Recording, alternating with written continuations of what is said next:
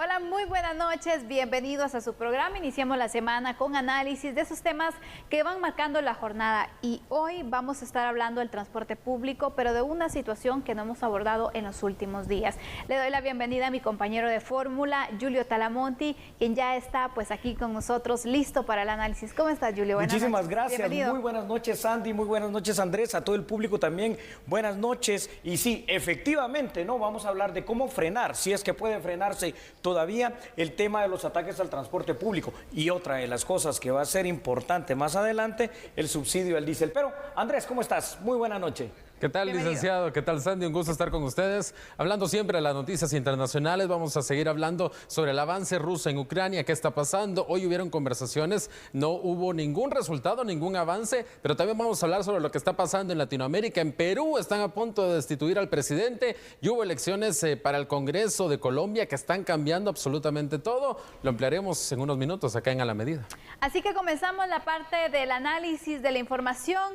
Vemos entonces la situación de seguridad y el transporte público. Comenzamos.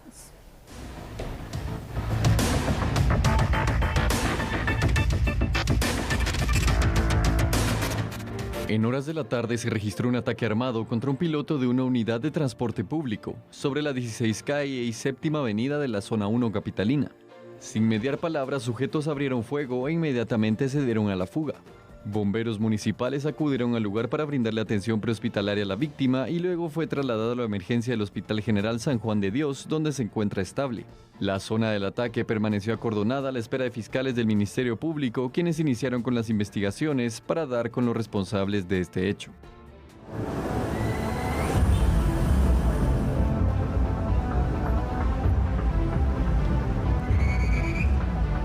El ataque armado fue directo en contra de ambos conductores y el encargado de tomar el tiempo a los taxis que transportan a pasajeros.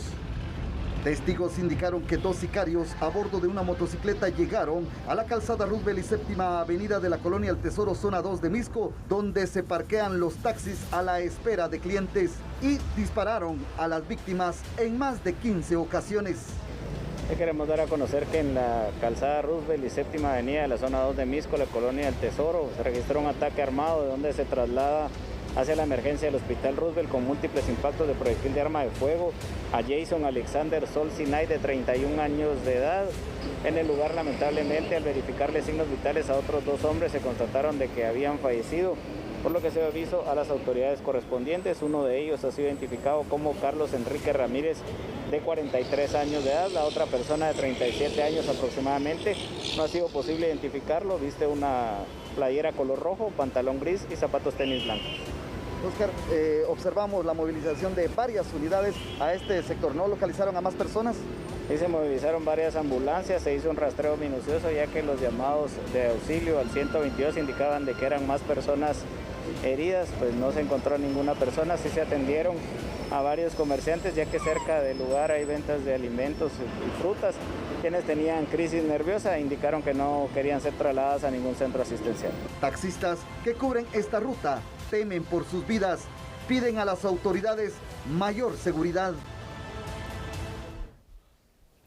Bueno, qué situación más terrible y qué lamentable, y es que es imparable la violencia en Guatemala, pero sobre todo, Sandy y televidentes, es imparable la violencia que se está viviendo en contra de aquellas personas que se dedican al transporte público.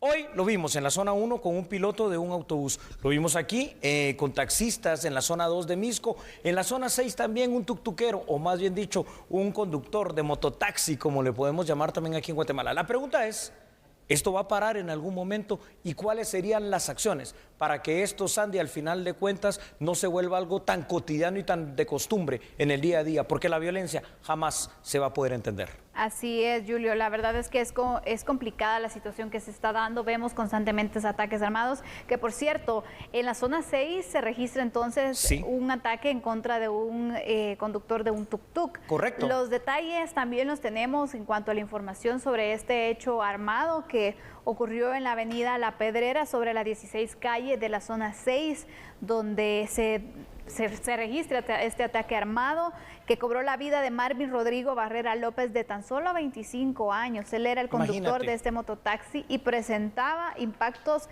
de bala en el tórax, falleciendo instantáneamente según el reporte de los cuerpos de socorro. También 2 mujeres resultaron gravemente heridas producto de este ataque armado, identificadas como Rosemary Arana Bautista, de 32, que fue trasladada a la emergencia al hospital, y Karen Fabiola Ramos, de 44, quien también fue trasladada en este caso al IX de la zona 6.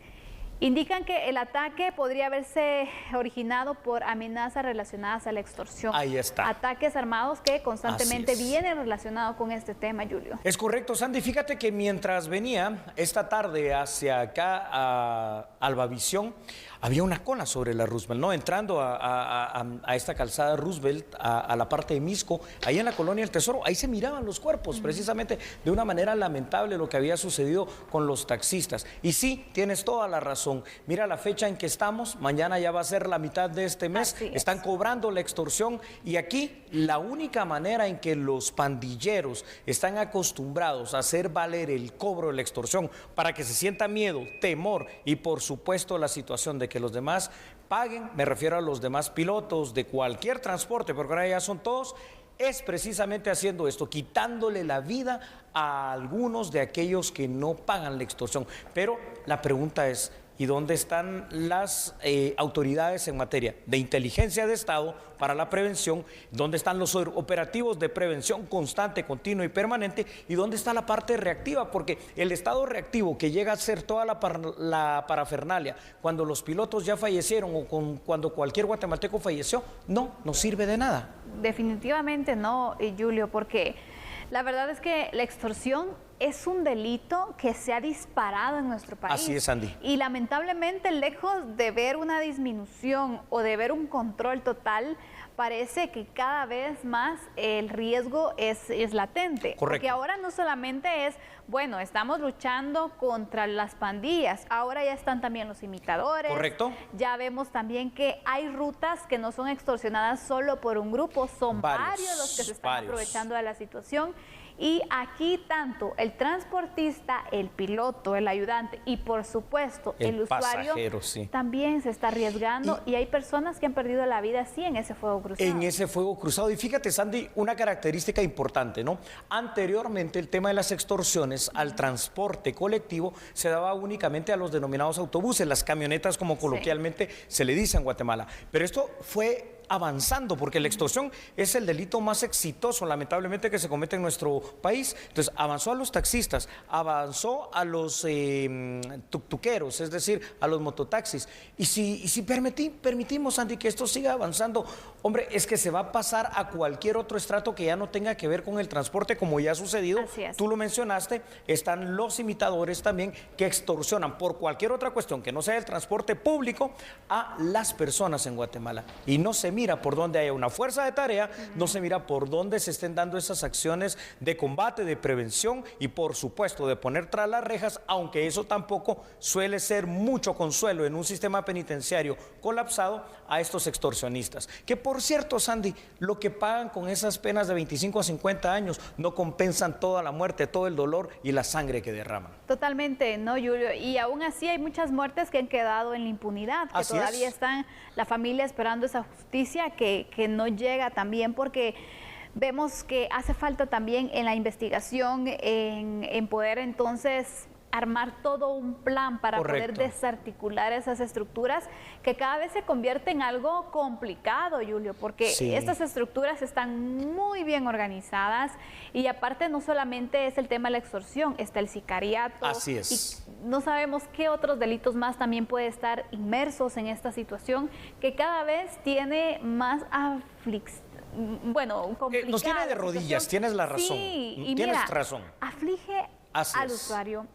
¿Por qué? Porque también a veces se traduce en un cobro extra en cuanto a al pasaje que puedan cobrar, porque hay que sacar también lo de la extorsión, ¿no? Que reduce las ganancias de los transportistas, de los empresarios, de las distintas rutas y el riesgo constante también para los pilotos y para sus ayudantes, que eso es lo que yo quiero destacar también. Aquí vemos la prevención en prevención de muertes. Prevención de muertes. Aquí no existe esa palabra, al menos no en esta materia. Parece que no. Parece que no. Y esto es triste porque anteriormente en el estado de Guatemala, el tema de las fuerzas de seguridad, me refiero sobre todo a lo que es la PNC, tenía armado una serie de pequeñas estructuras para poder combatir precisamente a estas situaciones, digamos, como la extorsión, como las maras, como cualquier otra amenaza, las denominadas fuerzas de tarea. Pero hoy por hoy ya ni eso. ¿Te parece si vamos con unos datos? Claro, adelante, Julio. Muy bien, ahí los tenemos en pantalla y es que tenemos que ver lo siguiente. El sistema actual ha demostrado tener fallas. Por ejemplo, las extorsiones, ya lo decías tú, causan graves problemas ante los constantes ataques armados.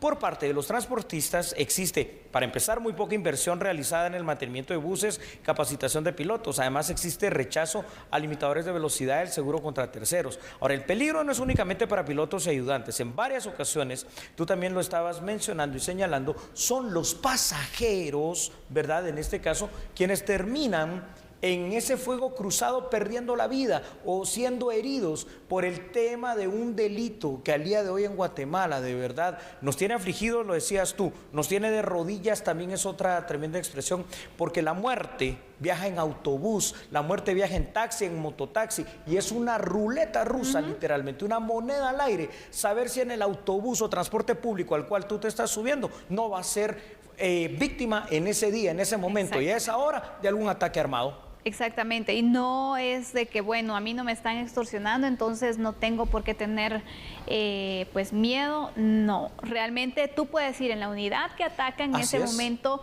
incluso una bala que se puede escapar puede afectar también, entonces vemos las graves consecuencias. Pero Julio, ¿en qué momento el delito de la extorsión se salió de control hasta llegar a este punto? Mira, fíjate, Sandy y televidentes, esto es bien importante.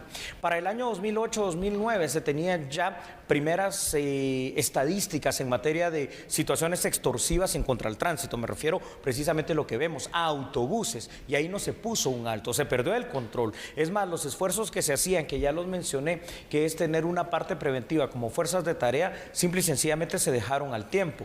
Esto fue dando margen y fue dando pie a que las maras en primera instancia encontraran en la extorsión una forma fácil de poder operar y obtener dinero.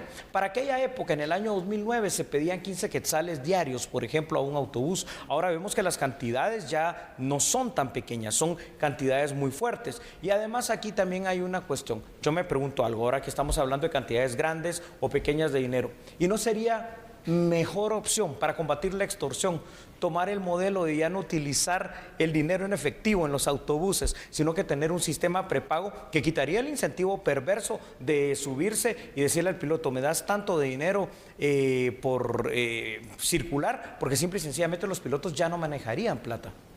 Pero como es el cinismo de los extorsionistas, Julio... A ver, Sandy. Si se pone este sistema, considero que sí, es parte de la modernización que se tiene que hacer del transporte público, pero al cinismo que manejan también estos grupos delincuenciales, capaz hasta piden transferencias, porque bueno, aquí el tema es integral, el punto de buscar soluciones al manejo del efectivo que provoca al final el interés de estos delincuentes puede ser uno, pero también ¿qué otro sistema de seguridad se puede implementar en el transporte público? Hay varias situaciones que pueden hacerse y no solo pueden, deben definitivamente hacerse. ¿Y esto qué es? Significa que tengamos operativos constantes en todas las rutas, operativos sorpresas también dentro de los autobuses. Lo que no podemos hacer al día de hoy, porque para eso no alcanza el número de elementos, ni el presupuesto, ni nada, es tener digamos en cada autobús algún elemento de la PNC, pero sí podemos activar los sistemas de inteligencia, sí podemos activar todas otras situaciones como el control mismo de las cárceles, pero si no empezamos por una, aunque sea una de esas acciones, la extorsión a los autobuses y todo sistema de transporte público colectivo va a seguir allí, costando vidas. Nosotros en A la Medida vamos a continuar, por favor, con más información. Así es, Julio, vamos a hablar acerca de un tema que está ventilándose en tribunales, y es que el ex fiscal contra el crimen organizado, Ronnie López, rechazó haber manipulado el sistema de justicia para favorecer al ex militar Eric Melgar Padilla. En el caso manipulación de justicia, el procesado y exfiscal del Ministerio Público, Ronnie Elías López Jerez, se declaró inocente de las acusaciones de la Fiscalía Especial ante los jueces del Tribunal de Mayor Riesgo. En este debate oral y público, Ronnie López es juzgado junto a Maino Marcario Rojas y Lesbia Montúfar de haber cometido obstrucción a la justicia. Según la Fiscalía, el delito lo cometieron al crear ilegalmente una carpeta judicial en el sistema de justicia con el objetivo de acusar falsamente a unas personas por el crimen de José Armando Melgar Moreno, acribillado a balazos en el 2012. La mortal víctima, José Armando Melgar Moreno, fue padre de Eric Fernando Melgar Padilla, procesado en esta carpeta judicial. Según la acusación, Melgar y Ronnie López cometieron el delito de obstrucción a la justicia. Y la Municipalidad de Guatemala realizó un homenaje a todos los servidores públicos que han muerto por COVID-19. A 2 años de la llegada de la pandemia del COVID-19 a nuestro país, autoridades de la Municipalidad de Guatemala rindieron homenaje a los servidores públicos que han muerto a causa del virus. En presencia de colaboradores de la comuna, se encendió una llama conmemorativa en la Plaza Italia, frente a las instalaciones del Palacio Municipal. Hoy se trata de colocar una llama conmemorativa para que sus recuerdos y sobre todo ellos sigan presentes en nuestros corazones, en nuestros recuerdos. Y esta llama perpetua que se sitúa acá tiene también una especial dedicación a los cerca de 51 colaboradores, trabajadores municipales que durante la pandemia nos dejaron, que también sus familias, amigos, aquí hay un lugar donde su recuerdo permanece y se mantiene encendido como esa llama. La llama se encendió en una estructura de concreto que simboliza 2 manos que se abstraen con una figura geométrica inclinada que se repite 22 veces, simbolizando las zonas de la ciudad capital.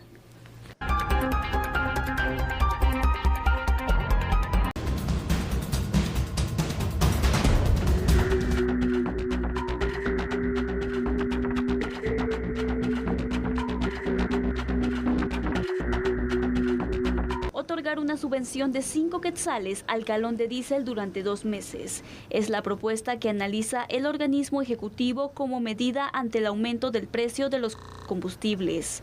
La propuesta continúa bajo análisis, pero de ser aprobada se estarían desembolsando 530 millones de quetzales. La subvención se entregaría a los importadores de combustible y junto con la Superintendencia de Administración Tributaria estarían verificando el cumplimiento en la entrega de este beneficio.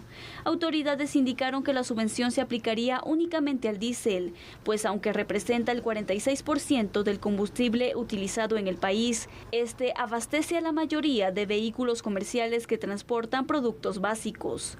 Y considerando que es el combustible diésel el que afecta, sobre todo en la cadena de comercialización, es el que afecta los precios en mercados, eso es lo que nos encarece la canasta básica, considerando que el 98% de los vehículos con placa comercial son diésel, pues creemos que es una medida más asertiva, más efectiva, tomando en cuenta pues, las restricciones presupuestarias que se tienen.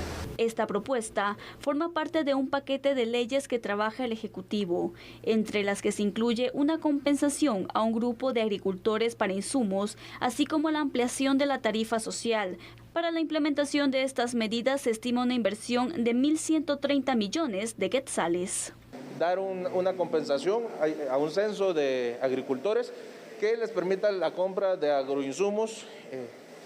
Son alrededor de 360 millones de quetzales que se van a gastar en eso. Y luego está el aporte ampliado a la tarifa social, que desde el INDE se estará ampliando a 175,000 familias más para cubrir al consumo hasta 100 kilovatios hora al mes. Entonces es una serie de medidas, algunas pues vendrán. A ver, una subvención de 5 quetzales a cada galón de diésel. Alguna medida hay que tomar, ¿no? Y esta tiene que ser una, definitivamente, Sandy y televidentes. Eso sí, no tiene que ser la única. Estoy de acuerdo. El diésel sirve en mucho y en demasiado para transportar todos los productos, definitivamente, de la canasta básica vital, lo que sea. Pero no termina siendo, si va a ser una medida por 2 meses, la solución total. Yo creo que tenemos que pensar en algo más lógico, en algo más asertivo, en algo más permanente, que podría ser por allí el tema de la carga tributaria para todos los combustibles en general. Este punto es de los que muchas personas han esperado porque mira, el hecho de querer dar entonces una subvención solamente para el tema del diésel ha creado pues cierta polémica, por supuesto, ¿no? Porque algunos dicen, bueno, ¿y el resto de combustibles qué va a pasar? ¿Vamos a seguir pagando ese incremento? ¿Se va a seguir viendo afectada nuestra economía? Y el punto que explicaban aquí las autoridades de finanzas públicas, especialmente también que hablaba un poco acerca de este tema, es que para poder darle subsidio a todos los combustibles, la carga tributaria debería ser bastante elevada y lo que el Estado estaría pues gastando mensualmente sería bastante, porque aquí estamos hablando, según se indica, de como 500 millones de quetzales los que se estarían entonces utilizando. Millones, de hecho, en 2 meses. Imagínate para estos 2 meses, entonces, solamente con el diésel, si fueran todos, se excedería de gran manera y este es el punto que no ven viable porque aumentaría la deuda. Dicen las autoridades del Ejecutivo. Sí, ese es un punto, ¿no? Y yo no digo que no sea un punto que no tiene lógica, que tiene un razonamiento también bastante bueno. Pero fíjate, el fin de semana, específicamente el día sábado, estábamos haciendo el ejercicio en la tarde del día sábado con unos amigos, precisamente para saber a cuánto asciende la cantidad en quetzales de impuestos que estamos pagando actualmente por cada galón, por ejemplo, de gasolina. Bueno, son más de 9 quetzales. ¿Te imaginas tú si en lugar de dar una subvención, que termina siendo un subsidio, aunque le pongamos otro nombre, porque es un eso subsidio. Es un subsidio porque sale, al final de cuentas, el Estado no produce nada más que deuda, sale de nuestros impuestos y que por 2 meses tampoco va a ser suficiente. Las consecuencias del conflicto que estamos viendo entre Rusia y Ucrania, no sé a qué tan corto, largo, mediano plazo vayan a estar. Entonces, si pudiéramos tomar alguna medida de esos 9 quetzales, yo no estoy diciendo que le quitemos todo, pero si le quitamos los 5 o 6 quetzales allí, temporalmente, 4, 5, 6 meses, a lo que se recibe por ese impuesto de distribución del combustible, pues no generamos más gasto para el Ejecutivo y por ende ninguna subvención ni nada que tengamos nosotros que pagar. Y termina siendo también el mismo efecto, pero de manera generalizada. El punto es, Julio, de que cuando se menciona el hecho de poder reducir, por ejemplo, impuestos a los derivados del petróleo, incluso al IVA, poder reducir en un porcentaje, en un 50%, es una de las propuestas que también se había lanzado. Así es. Y poder entonces sumar estas dos situaciones entre tantas opciones que se han dado también para analizar en el Congreso. Finanzas ha indicado siempre que todo esto, si se hace, va a aumentar la deuda. Pero yo creo que aquí el punto es que, bueno, si nuestra recaudación tributaria fuera mayor, no estaríamos complicándonos y pensando en aumentar deuda.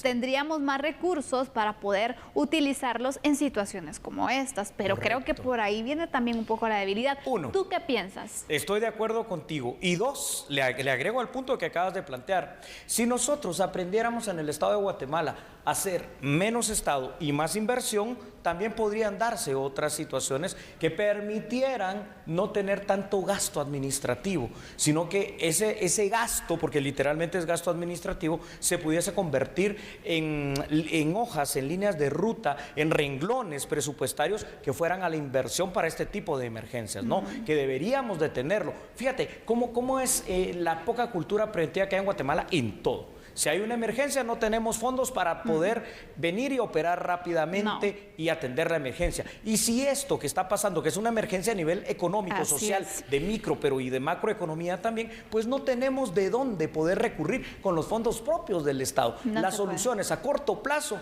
terminan siendo también bastante cortoplacistas y malas para la solución real que necesita el bolsillo de guatemalteco. Te digo algo, pongamos esos 5 quetzales menos al diésel, con todo y la polémica.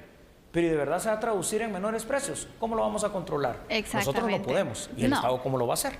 Y va a ser complicado también porque si hasta este punto no se ha logrado también establecer, porque las sanciones no siempre son las mejores, porque el seguimiento no siempre abarca entonces todos los sectores, todos los productos para verificar si existe especulación, si hay justificación. Entonces vemos esta debilidad que al final entonces al consumidor final le va a tocar siempre que pues ajustarse al precio que corresponde si quiere el producto y el servicio que necesita, porque de lo contrario pues bueno, no paga, no le damos y mientras tanto a seguir estirando el billetito, ¿no? Nos toca la peor parte. Con una de las medidas que el gobierno salvadoreño, ahorita vamos a ver los primeros datos, tomó precisamente durante este fin de semana, en el equivalente a los quetzales guatemaltecos. Ellos están pagando a partir del día de hoy el equivalente a 33 quetzales por la gasolina superior. Imagínate tú. Y algo que he estado viendo también, Julio, ya vamos a ir con unos datos, pero agregando favor, Sandy, punto que tú indicabas, he escuchado personas, imagínate, que viven en áreas fronterizas con El Salvador, que prefieren ir a fulear a El Salvador porque dice que con todo y que tienen que ir allá les sale muchísimo mejor que llenar tanque en estos lugares, porque obviamente vemos el precio en la capital que pues está exagerado, pero en los departamentos está más complicado también. Como que nuestras soluciones terminan siendo no las mejores, al menos a un mediano y largo plazo. Vamos entonces con los datos iniciales que se han preparado para usted aquí en A la Medida y escuche por favor lo siguiente. El Ministerio de Energía y Minas, Sandy, va a presentar, como ya lo hizo, una serie de iniciativas en un paquete para un aporte social temporal que en general van a sumar 130 millones de quetzales. Ojo con esto. El tema principal es que se va a presentar la propuesta ante el Congreso para otorgar el subsidio de 5 quetzales por cada galón de diésel. La fiscalización continuaría como se ha realizado con el aporte social al gas propano y a los que no se cumplan con estas medidas se les impondrían sanciones fuertes, al menos en la teoría. El ministro dijo que la ley de comercialización de hidrocarburos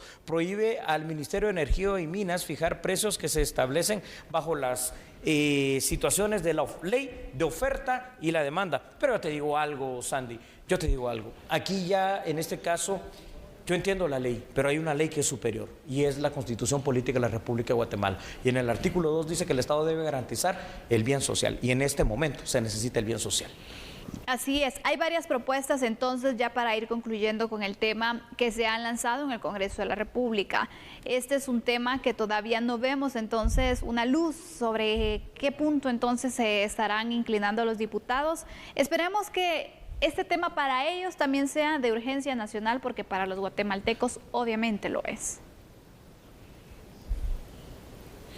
Por supuesto, vamos a continuar con la información a la medida. ¿Sabe usted que en el juzgado B de mayor riesgo se inició a discutir si uno de los últimos sujetos procesales vinculados al denominado caso La Línea podría enfrentar, o en todo caso no, la tercera fase del proceso penal guatemalteco, es decir, el juicio oral y público? Aquí está la información.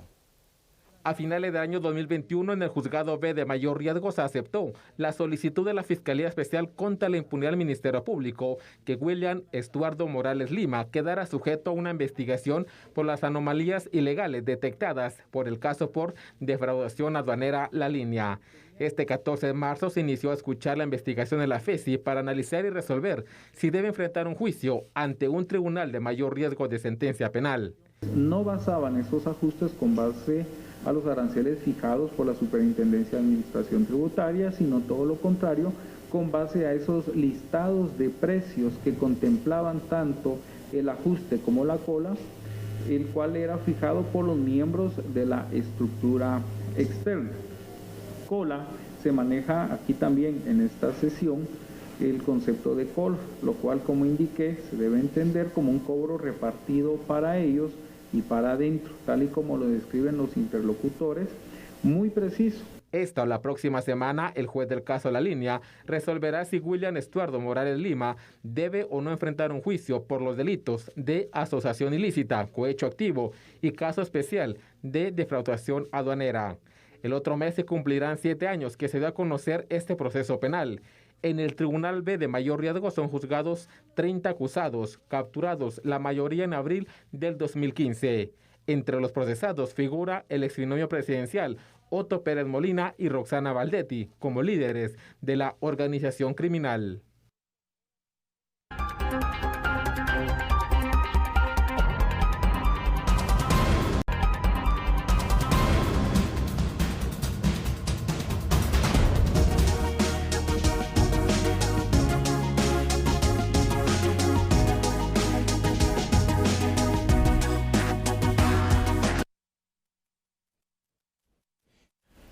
Bueno, y aquí viene otra posible crisis que hoy vamos definitivamente a abordar. Y antes de que vea la nota, Sandy, fíjate, de verdad, lo que ahora parece un nicho de oportunidad para niños y adolescentes que viajen no acompañados y que crucen literalmente la frontera solos, que podrían permanecer en Estados Unidos, siento que se va a convertir en un nicho de oportunidad para los coyotes. ¿Qué está pasando con el título 42? Se lo explicamos a continuación.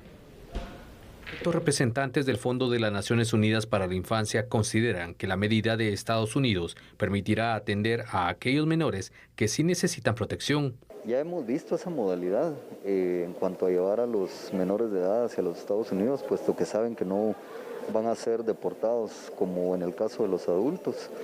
Y esto le permite a las estructuras criminales poder ofrecer tarifas diferenciadas en relación a los adultos por el transporte de personas menores de edad. Así es que indiscutiblemente pues son factores que influyen de alguna u otra forma en los diferentes mecanismos de operación de las estructuras del crimen organizado transnacional, pero bueno, son disposiciones obviamente de otros estados, las cuales son muy respetables y en el caso nuestro pues no tenemos ningún tipo de injerencia al respecto.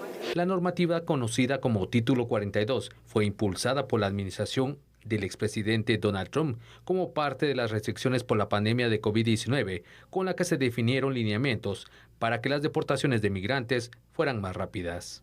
Es posible que esto, pues sí, no sabemos muy bien el impacto que puede tener en las poblaciones, que sientan que es un poco más fácil la inmigración, no sabemos exactamente cómo va a resultar, pero consideramos que es algo positivo, ¿no? Porque quizás esta medida que estaba vigente en Estados Unidos posiblemente estaba limitando la posibilidad de evaluar si había personas, niños, niñas, adolescentes y adultos también, que tuvieran necesidades de protección especial, necesidades de ser refugiados en Estados Unidos, ¿no? Entonces, al levantarse esta medida, pues cabe esa mayor posibilidad de que aquellas personas que necesiten protección internacional puedan recibirla. Bueno, aquí está la situación, ¿no? Ahora, en teoría, Sandy, tal y como lo estábamos explicando y escuchando también, van a poder permanecer y solicitar un asilo de carácter y orden humanitario a aquellos niños o adolescentes que logren cruzar solos, dice la orden, la frontera estadounidense. La cuestión es cómo hacer constatar que cruzaron solos. Pero peor que eso todavía, la situación es cómo evitar el aprovechamiento por parte de las estructuras criminales de tratantes de personas para que ahora haya toda una ola migratoria de niños y adolescentes bajo el concepto erróneo de la reunificación familiar, cuando los tratantes, es decir, los coyotes, lo único que van es detrás del dinero. Y mira, Julio, el punto aquí es que valiéndose de este título, de esta nueva forma de tratar a los niños migrantes, también puede existir el aprovechamiento de los coyotes, de todas esas estructuras de trata de personas, para poder incluso ofrecer paquetes, porque ¿qué ha pasado? Cuando se habla de ciertos beneficios, ellos son los primeros en aprovechar. Aumentan el costo también del traslado, porque bueno, mire, ahora su hijo va a tener más posibilidad de llegar y yo le garantizo que va a llegar, pero tiene que pagar más, porque eso garantiza entonces que el niño solo pueda llegar entonces y pueda prácticamente recibir pues asilo, un refugio en los Estados Unidos. Entonces suena tentador, ¿no? Suena tentador bastante, y es que hasta este punto uno se pregunta, bueno, pero ¿por qué puede quedar la duda, no? ¿Y los niños y adolescentes también son deportados? Sí, recordemos que niños, adolescentes, adultos, aquí quien sea, es deportado de Estados Unidos, sobre todo por el tema del título 42 que tú ya mencionaste. Sin embargo, ahora esta situación va a poder cambiar. ¿Quiénes son los primeros que se están oponiendo? Bueno, organizaciones precisamente de todo tipo y de toda índole en Estados Unidos, que lo que prevén es que va a aumentar precisamente ese flujo migratorio de niños y de niñas. Si imagínate, Sandy, aquí ya en Guatemala se estaban utilizando a los niños y adolescentes como mercancía de entre $700 a $1,000 o quizás hasta más ahora para poder cruzar la frontera. Bueno, ya tú lo explicaste de muy buena manera cuál va a ser la oferta y la demanda, pero para poder llevarlos allá, y no sabemos a qué precio, sin ninguna garantía, para que ellos lleguen bien sanos y salvos y sí poniendo en riesgo su integridad física. Exacto, Julio, porque recordemos que, primero, ¿usted qué tanto va a conocer al coyote que se va a llevar a su hijo? Correcto. Aparte de eso, ¿le garantiza realmente que no le va a pasar nada a su hijo? Porque ¿cómo es que funciona también esta red del coyotaje, Julio? Para que podamos explicar y que la gente tenga un conocimiento. Porque a veces, bueno, yo sé que es esta persona quien la conocí, me dio confianza, le voy a depositar esa confianza para que lleve a mi hijo y todo va a estar bien, pero es que él no trabaja solo. Ya no es así. ¿Cómo funciona, Julio? Muy bien, Sandy. Tú estabas dando el concepto de los anteriores coyotes, aquellos que iniciaron con este tema del coyotaje, que salían de Guatemala, pasaban por México y llegaban a Estados Unidos y entraban literalmente a territorio estadounidense acompañando a las personas, a sus clientes. Pero ahora ya no, estas son redes criminales transnacionales. El coyote lo pasa a territorio mexicano, donde van cambiando de manos literalmente de otros guías, de otros coyotes, pasando por territorio que dominan los cholos, es decir, la MS-13 en el sur de México, pasando por territorios que dominan varios cárteles del narcotráfico, a los cuales hay que pagarles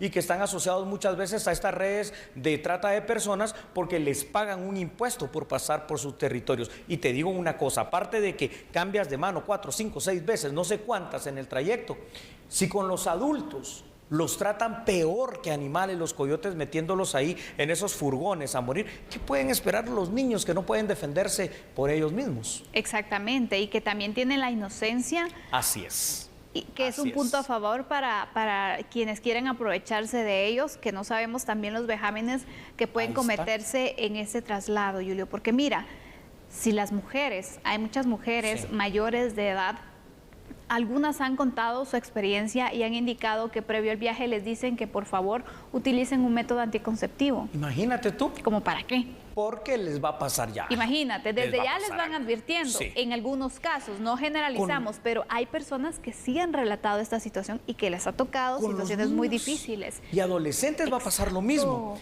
Redes de pedófilos, redes de pederastas, ese turismo pervertido, terrible, sexual, al que se le llama de esa manera, que ahora va a tener seguramente algunas otras redes criminales que se podrán abrir para esta cuestión de lo que va a pasar en cuanto a esa migración masiva de niños y adolescentes como se espera, y no digamos, mira, adopciones ilegales, el tema de venta de órganos, es que puede pasar cualquier cosa, Sandy, realmente. cualquier cosa. Porque imagínate, si a uno de estos grupos tú le pagas, por ejemplo, 100,000 quetzales. A ver, estoy redondeando en una cifra.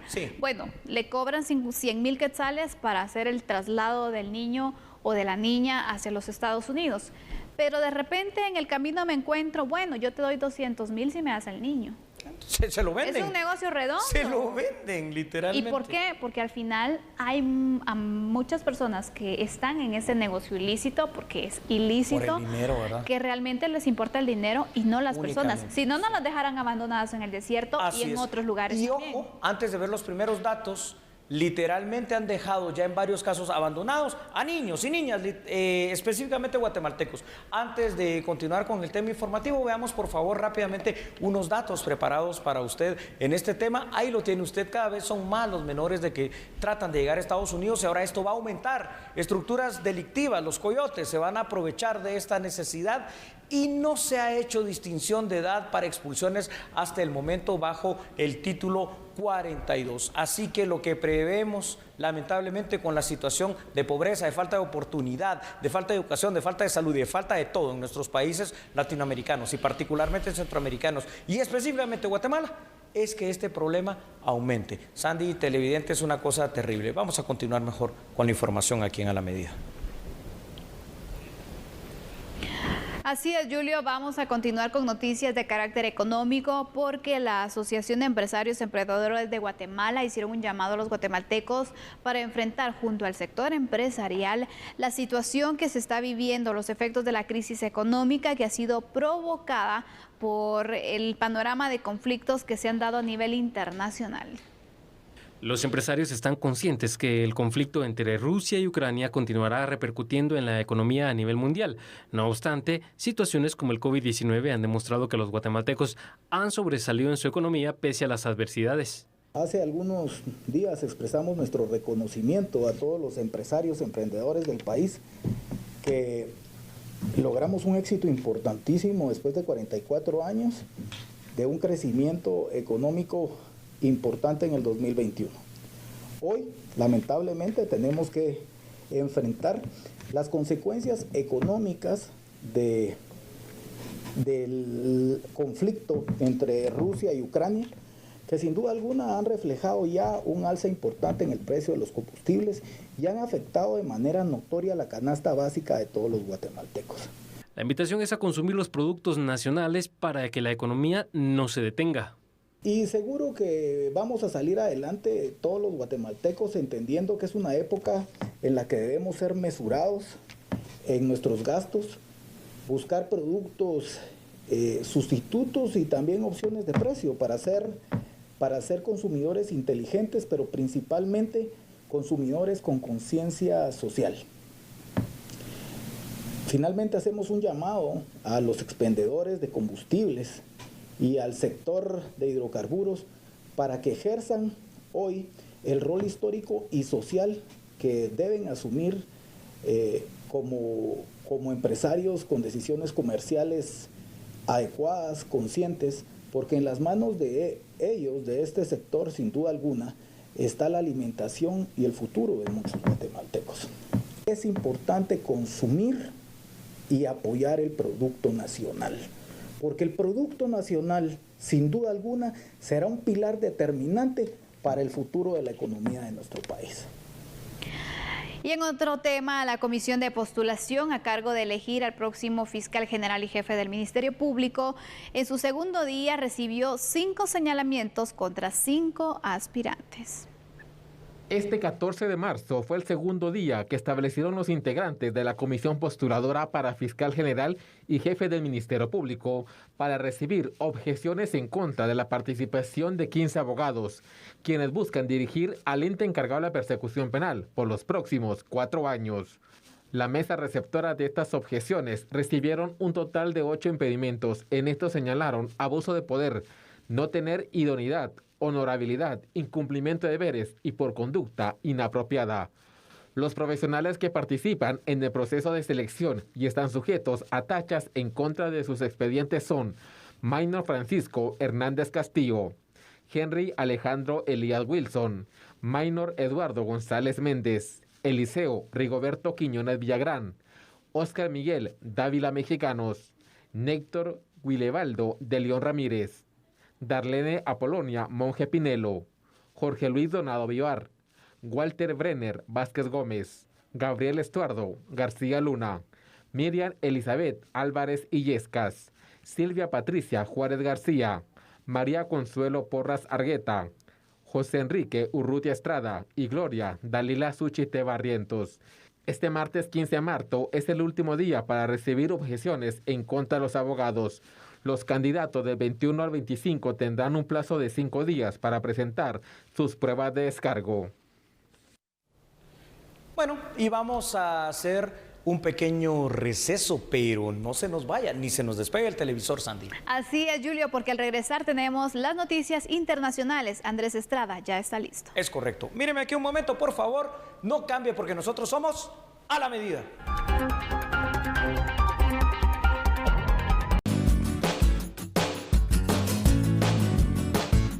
De hoy, 14 de marzo de 2022. Este es el tipo de cambio del dólar estadounidense según el sitio Infodólar y el Vanguard. Compra 7 quetzales con 52 centavos. Venta 7 quetzales con 69 centavos.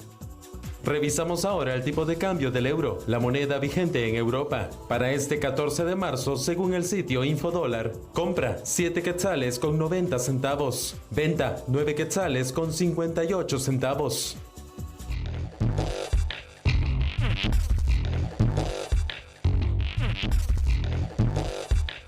Momento de las noticias internacionales acá en A la Medida. Hablamos sobre la invasión rusa a Ucrania. Continúa ya en esta tercera semana de ataques, continúan los bombardeos en varias ciudades de Ucrania. Hay una cuarta ronda de conversaciones que finalizó este día sin mayor avance. Rusia y Ucrania mantuvieron una cuarta ronda de conversaciones, la primera en una semana. El encuentro fue realizado en línea y concluyó sin avances significativos tras varias horas. Un colaborador del presidente de Ucrania, Volodymyr Zelensky, señaló que los negociadores tomaron una pausa técnica y planeaban reunirse nuevamente el martes. Existe cierto aire de optimismo. Mikhailo Podolyak, el colaborador de Zelensky, tuiteó que los negociadores discutirían la paz, el cese del fuego, el retiro inmediato de las tropas y garantías de seguridad. Las discusiones previas, realizadas de forma presencial en Bielorrusia, no produjeron corredores humanitarios a largo plazo ni acuerdos para poner fin a los enfrentamientos. Mientras tanto, las tropas rusas intensificaban su ofensiva sobre Kiev y otras ciudades ucranianas con varios bombardeos. Continúan los combates en las afueras de Kiev. Autoridades ucranianas afirmaron que las tropas rusas atacaron varios suburbios de la capital. Un alto funcionario de defensa del gobierno de Estados Unidos afirmó que casi todas las ofensivas militares rusas permanecen estancadas tras lograr avances mínimos durante el fin de semana. El funcionario dijo que las fuerzas de Putin han lanzado más de 900 misiles, pero que el espacio aéreo ucraniano sigue en disputa y que Rusia no ha conseguido superioridad aérea absoluta. Hablamos sobre lo que está pasando ahora acá en Sudamérica, porque en Perú el Congreso discutirá mañana si destituye al presidente Pedro Castillo. El Congreso de Perú acordó debatir un pedido de destitución en contra del presidente Pedro Castillo, quien apenas tiene 7 meses en el cargo. La votación fue de 76 votos a favor, 41 en contra y 1 abstención. Castillo fue invitado a defenderse de la acusación que busca destituirlo por incapacidad moral permanente. Castillo anunció que asistirá a la sesión. Tras escucharlo, se necesitarán 87 votos del Congreso dominado por la oposición para destituirlo. Los legisladores que buscan destituir a Castillo citaron varias razones, entre ellas 3 investigaciones por corrupción y la acusación de una aspirante a colaboradora en un caso de lavado de activos, quien señaló al presidente de integrar supuestamente un grupo criminal para recibir dinero a cambio de obras públicas. Según varias encuestas, tanto el presidente Castillo como el Congreso tienen elevada desaprobación en Perú. Situaciones parecidas ocurrieron en 2020 y 2018, cuando el Congreso destituyó a los entonces mandatarios Martín Vizcarra y Pedro Pablo Kuczynski, quienes tenían menos apoyo parlamentario que el actual presidente. Mientras tanto, Colombia se prepara porque en unos meses van a ser elecciones presidenciales y el domingo hubo elecciones, pero para el Congreso y elecciones primarias para definir cuál va a ser el candidato de cada uno de los partidos políticos. Y la izquierda está ganando terreno. El Congreso colombiano enfrenta un cambio. Las fuerzas políticas representadas se diversificaron. Ahora la izquierda obtuvo una amplia representación junto a partidos políticos de centro. Ambos podrían conformar una mayoría que hasta ahora tenían los partidos tradicionales de derecha. En simultáneo se realizaron votaciones para elegir a los candidatos presidenciales que representarán a cada partido político en las próximas elecciones presidenciales. Gustavo Petro fue el candidato más votado. Obtuvo casi 4,5 millones de votos y 41 escaños en el Congreso para su movimiento político, llamado Pacto Histórico. El candidato presidencial de derecha, Federico Gutiérrez, obtuvo más de 2 millones de votos con su coalición Equipo por Colombia, mientras que Sergio Fajardo, candidato de centro, obtuvo 723,000 votos. En el Congreso, Pacto Histórico, una coalición de varios movimientos de izquierda, igualó el número de escaños del Partido Conservador, uno de los partidos más tradicionales de Colombia. A la izquierda también se suman 10 escaños del Partido Comunes, conformado por exguerrilleros de las extintas Fuerzas Armadas Revolucionarias de Colombia, FARC. Mientras la izquierda aumentó su presencia, la fuerza política del expresidente Álvaro Uribe enfrenta una disminución en el apoyo. El Centro Democrático, que apoyó al actual presidente Iván Duque, pasó de tener 51 escaños en el Congreso a 30 después de las elecciones.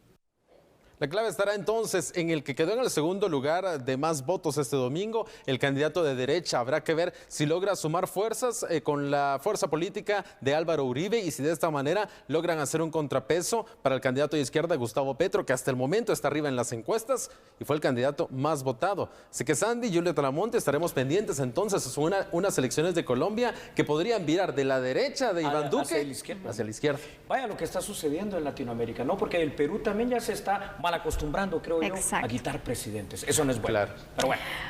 Pero vean, ustedes han quedado muy bien informados de lo que pasa en nuestro país y también en el mundo. Ha sido un gusto poder compartir con ustedes dos. Gracias. Los esperamos mañana a las 9 de la noche. Chao.